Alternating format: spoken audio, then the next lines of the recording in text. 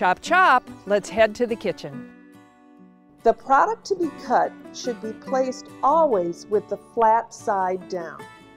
The hand holding the product should be loosely clawed. This way, if the knife does slip, it will glance off your fingers instead of cutting them. Up and down, very thin slices, and I leave the core in until the very end, and then I'll pull the core out. I'll cut the core out with a little V shape. The reason I do that is the core holds everything together on the cabbage, so it isn't falling around in different directions on you.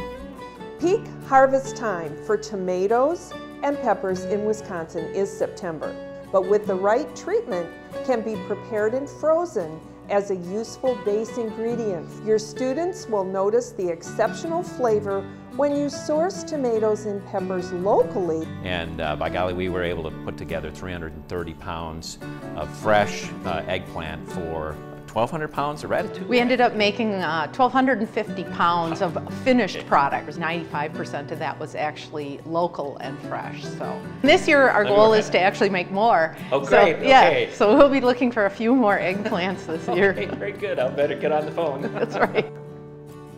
Now for a simple side. Add brown sugar, cinnamon, and then a little pepper. When you are ready to begin pizza preparation, bring the dough out of the refrigerator to the countertop. Let it rest before stretching. It is ready when you can press your finger into the dough and it leaves an imprint. I'm going to portion the muffin batter using a number 20 scoop. It credits for 1 grain spread in the school meal pattern. Additionally, it also meets Smart Snack guidelines for a side.